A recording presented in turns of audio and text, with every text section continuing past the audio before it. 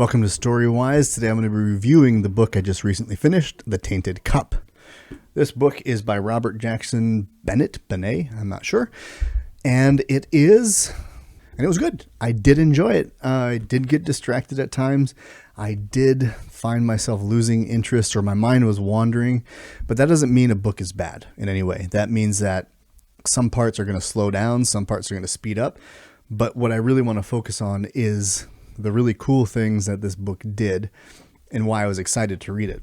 So as someone who liked Sherlock Holmes and the relationship between Watson and Holmes and different detective type shows and things, I didn't really read a lot, I'll be honest, but I liked Hercule Poirot, Agatha Christie's people, Miss Marple, and all of those types I really enjoyed. And it's fond memories of my childhood watching those old programs. Even Monk and Psych and some of the more modern ones. Well, maybe they're not modern anymore because they're like over 15 years old. Anyway, I was excited to try in a fantasy situation, a fantasy realm, because I've never had that experience. So I thought that was super cool that we had this exposure to a genre that maybe hasn't dipped in, and maybe it has. I apologize. This is just my first time being aware that there was such a novel set in a fantasy setting. The thing that I liked a lot about this book was the way he wrote characters. Every character felt very real and unique to me, at least the ones who were mainline characters. I liked the magic system. I liked this idea of these graphs and alterations to people, and it had a cost because, you know, sometimes magic doesn't have a stake. It's just like, why wouldn't you want more magic? Well, because it's going to cost you something. You're going to lose part of yourself. You're going to have a shorter lifespan, whatever it is.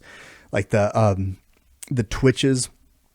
I think it was the twitches, or it was also another, basically now I forget. The twitches were these assassins that could move so fast and were really effective, but they had short lives because eventually they would just like devolve into mush or something. And then there was the big, like strong muscular ones that had to have bones grafted in to support the weight. And that, you know, obviously it was already written into it that there's a problem here that we have to modify your physical structure, and that's going to eventually break too. So I appreciated that part of this book. The other thing that I appreciated was it did something that the Kings of the Wild failed to do, in my opinion, and one of the reasons it failed to grab me was because of it. This book does humor in the way that I really liked it. It's so subtle, but so well written.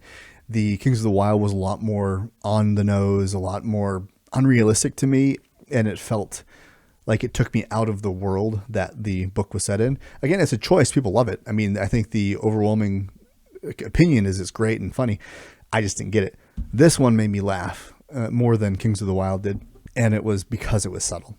It was very intelligently written and very poignant to each character to make the joke that they made, or to act in a way that was funny to me because it wasn't a joke, but it was a situation that made me laugh. And the mystery was compelling.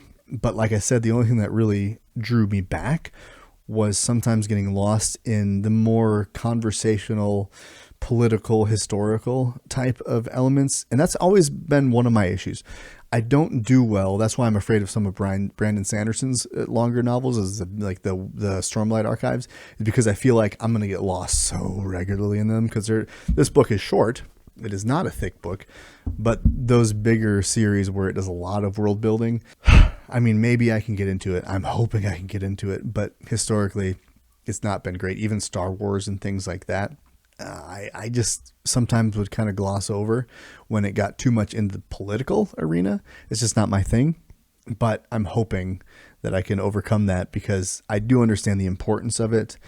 It's just not something that this book was able to necessarily get me into. So I sort of dazed in and out. And as a creative person who's trying to write their own book, sometimes something would inspire me, and then all of a sudden I'd be thinking about my book that I'm writing, or something I've been struggling with. And then I'd be like reading, but I'd be thinking about that for like 2 paragraphs. And then all of a sudden I'd be like, ugh, and I'd go back to reading. I had to pull myself back into it. So that might just be a me thing, being distractible and things of that nature.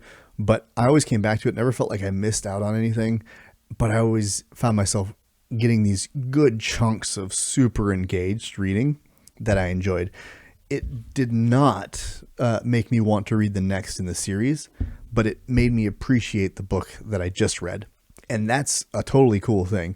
I think when you don't want to continue a series, there's nothing wrong with that, especially when you had a good experience. It was just the amount of time I had to really focus in and try to understand certain things. It wasn't worth it to me to keep going. But he is a brilliant writer, I think. I think his prose were great. There was beautiful world building. There was a really cool magic system that was compelling. There was a lovely storyline. There was really great constructed characters, and I'm sure that continues. The dynamic of Sherlock and Watson, I forget the names in here of who those people are, but you know, the female detective is blindfolded the whole time, and for the most part, and he is adjusted so he remembers everything, but he also has this flaw of not being able to read, and so he's hiding that. And you know, there's stakes in that, but they're not so severe that they freak me out or like make me overwhelmed. They were just enough to be like, dude, it's not that big a deal. You can be honest about it. But he was afraid. So it's all good. I did enjoy it. I just didn't want to continue on. And I said, my time with them is done. And it's a perfectly acceptable thing to say and not be like, ugh, this was awful. Because it wasn't. It was a good book. And I would recommend it, especially if you've never read a fantasy whodunit detective type novel. This would be a really great one for you to try. So if that's you, please check it out. Otherwise, until next time, journey well, my friends.